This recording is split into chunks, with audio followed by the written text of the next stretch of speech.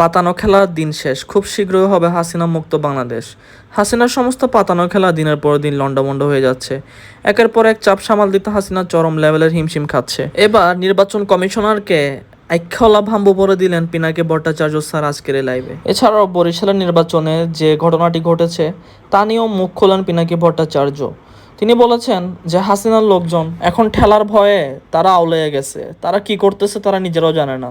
এদিক সেদিক ছুটে বেড়াচ্ছে, পুলিশ বেপরোয়া হয়ে গেছে, সেনাবাহিনী বেপরোয়া হয়ে উঠেছে, আনসার বাহিনীতে চলছে তোলপাড়, দফায় দফায় গোপন বৈঠক হচ্ছে। হাসিনার দিন কিন্তু শেষ। আমেরিকাতে জয়ের 20 বছরের সাজা হাসিনাকে আজীবন নিষিদ্ধ ঘোষণা করা হয়েছে ইতিমধ্যে। জামাতে ইসলাম যাদেরকে ফাঁসি দেওয়া হয়েছে, আজকে জামাত তাদের নামে শপথ নিয়েছে হাসিনার পতন না করে তারা নাকি ঘরে ফিরবে না। তাহলে বোঝেন ঠেলা। এদিকে হাসিনার লোকজনরা কারো কারো 20-100 বছরের পর্যন্ত জেল এবং লাখ লাখ ডলারের ক্ষতিপূরণ দেওয়া লাগবে। এটা আমেরিকা সরকার করবেই। আর হাসিনার লোকজন পৃথিবীর কোথাও পালিয়ে বাঁচতে পারবে না, কারণ সবাইকে ইন্টারপোলের মাধ্যমে গ্রেফতার করে আমেরিকার আদালতে এনে তাদেরকে বিচার করা হবে, কারো কারো ফাঁসি দেওয়া হবে। হাসিনার লোকজন এখন দেশের টাকা পাচার করে না পারছে নিজে খেতে, না পারছে দেশের জন্য কাজে লাগাতে। পরিণাম মরার আগ পর্যন্ত আমেরিকার জেলে থাকতে হবে তাদের। তত্ত্বাবধায়ক সরকারের হাতে ক্ষমতা দিয়ে পদত্যাগ করতেই হবে হাসিনাকে হুঁশিয়ারি বার্তা দিয়েছে জামাতের নেতাকর্মীরা। এদিকে পাচার করা দেশের টাকা সিঙ্গাপুর থেকে কাতারে সরিয়ে নিচ্ছে হাসিনার লোকজনরা। একের পর এক চাপ সামাল দিতে তারা ইতিমধ্যে তাদের অবস্থা নাজেহাল। এরপরে হাসিনা বলল 20 ঘন্টা জার্নি করে নাকি আমেরিকা যাওয়ার দরকার নাই, আর হাসিনা ছেলেকেও খুঁজছে আমেরিকা। সে দেশ তার বিশাল অবৈধ সম্পদের খোঁজ পেয়েছে। হাসিনা এতদিন যত টাকা বিদেশে পাচার করেছে এবং তার ছেলে ও বোন রেহানা কমিশন বাণিজ্যের নামে যত টাকা লুটপাট করেছে, তার সব কিছুর ওপর কিন্তু অনুসন্ধান চালাচ্ছে আমেরিকা। হাসিনাকে আমেরিকার 10 নম্বর মহাবিপদ সংকেত ইতিমধ্যে দেওয়া হয়ে গেছে। শীঘ্রই ক্ষমতা ছেড়ে তত্ত্বাবধায়ক সরকারের হাতে ক্ষমতা হস্তান্তর করার কঠিন হুঁশিয়ারি ইতিমধ্যে আমেরিকা হাসিনাকে দিয়েছে।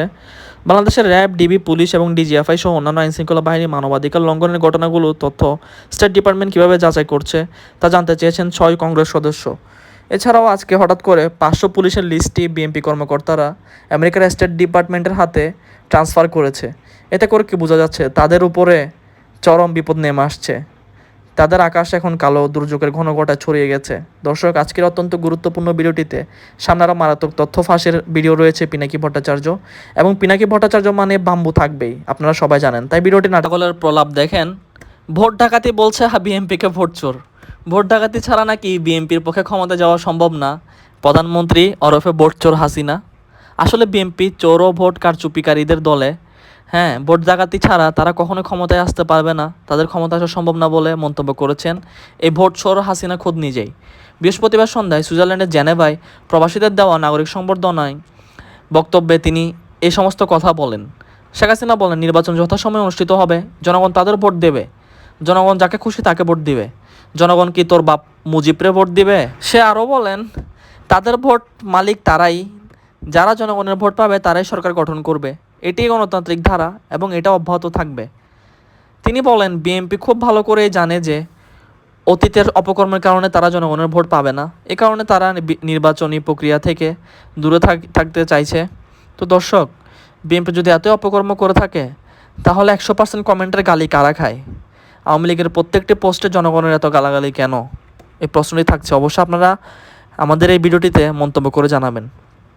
বিএনপি অতীতে দেশের সম্পদ বিক্রি করার শর্তে ক্ষমতায় বসেছিল মন্তব্য করে সরকার প্রধান বলেন, এ কারণে জনগণ তাদের ক্ষমতা রাখতে চায় না, তারা জনগণের ভোট পায় না, তাই তারা নির্বাচন থেকে দূরে থাকার পথ খুঁজছে।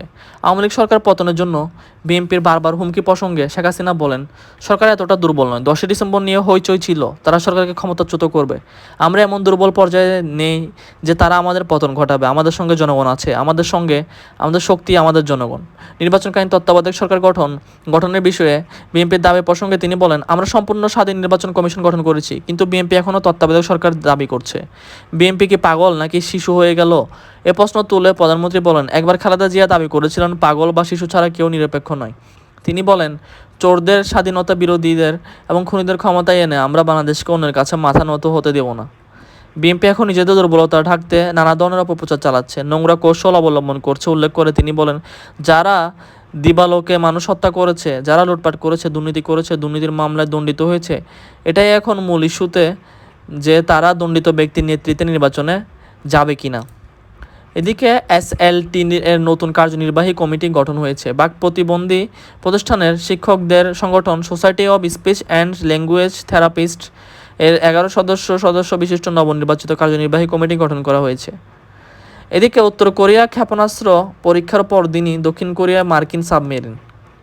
নতুন উত্তেজনা শুরু হয়েছে কোরিয়া উপদ্বীপে। আগের দিন পরপর দুটি ক্ষেপণাস্ত্র পরীক্ষার পরের দিন শুক্রবারে যুক্তরাষ্ট্রের পারমাণবিক সাবমেরিন এসে ভিড়েছে দক্ষিণ কোরিয়ার বন্দরে।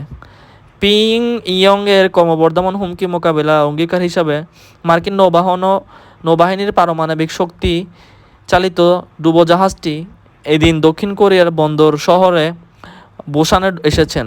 বিবিসি এএফসি 6 বছরের মধ্যে প্রথমবারের মতো শুক্রবার এটি বুসানে পৌঁছেছে। দক্ষিণ কোরিয়ার সামরিক বাহিনী জানিয়েছে, এপ্রিলে ওয়াশিংটন সিউলের নেতাদের স্বাক্ষরিত ঘোষণা অনুযায়ী সামরিক সহযোগিতার অংশ হিসাবে এই সাবমেরিন বুসানে এসেছে।